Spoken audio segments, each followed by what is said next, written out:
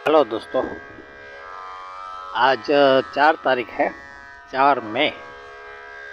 और हमारे इंडिया में 5 राज्यों का परिणाम आने वाला है। मैं इसके बारे में कम सोचता हूँ। मेरा कोई सब्जेक्ट राजकारण का नहीं है। हाल में मेरा थोड़ा कंसंट्रेशन या मैं युद्ध के बारे में थोड़ा सोचता रहता हूँ। तो युद्ध में अगर मैं अपने दृष्टिकोण से आपसे थोड़ी बात कहना चाहता हूँ। आप ओवरऑल ऊपर से इस युद्ध को देख लीजिए तो आपको पता चलेगा कि लास्ट 30 डेज आसपास डोनाल्ड ट्रंप सीज फायर पे ही है। लास्ट में 30 अप्रैल को रात को हमला किया था। उसके बाद बड़े हमले दिख नहीं रहे हैं ईरान पे। मैंने आपको ये बात बताने का सोचा तो इसको थोड़ा अलग दृष्टिकोण से हम देखते हैं। देखिए, इसमें ऐसा है कि अगर आप किसी देश पे घेराव कर रहे हैं, ईरान पे वो सब जगह से यानी कि घेरावा कर रहे हैं। कहते हैं कि 21 शिप वहाँ पे खड़ी हुई है और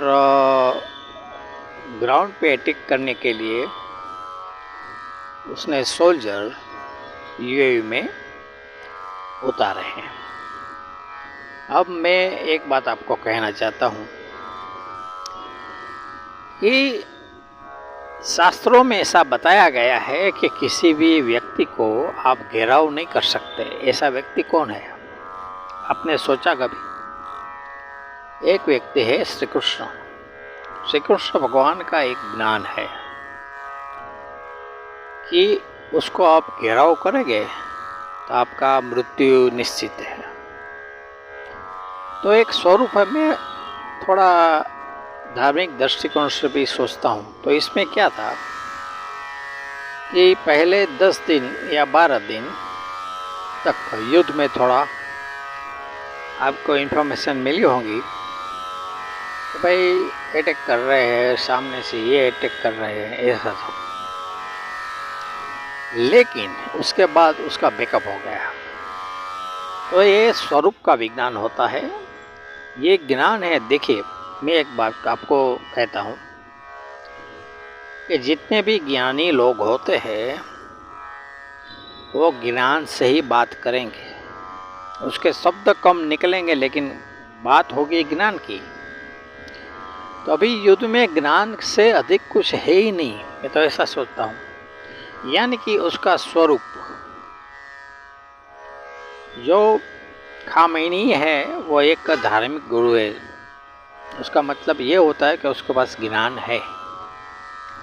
तो भगवान के ऐसे स्वरूप भी उसके पास होते हैं। आप थोड़े ऐसा सोचिए कि भाई ज्ञाति जातिवाद इसमें नहीं आती, लेकिन ज्ञान अलग होता है।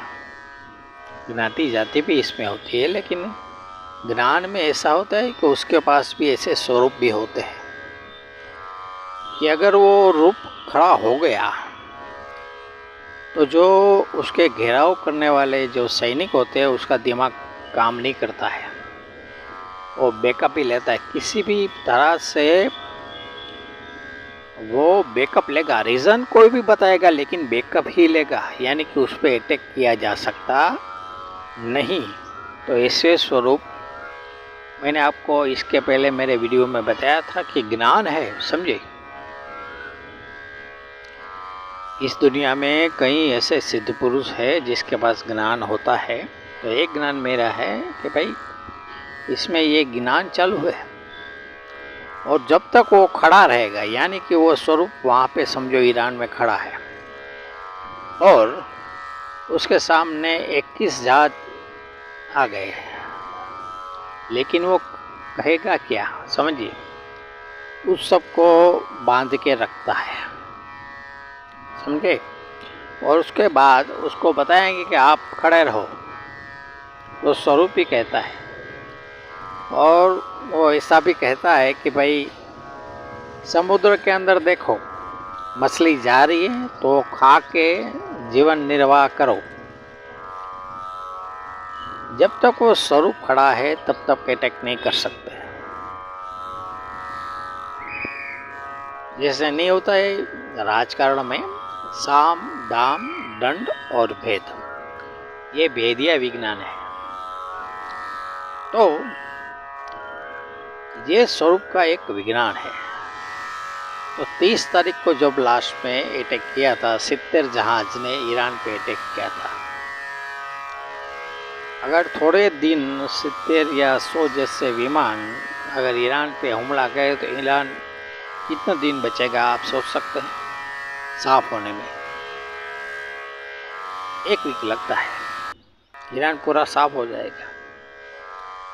लेकिन ज्ञान का भी अपना मतलब होता है, प्रोडक्शन उसी से मिलता है। आपने देखा होगा अमेरिका अटैक कर रहा है, लेकिन ईरान की तरफ से आप देखेंगे तो वो कुछ जवाब देने में, यानी कि उसका आप टीवी में उसको वो कम देखेंगे।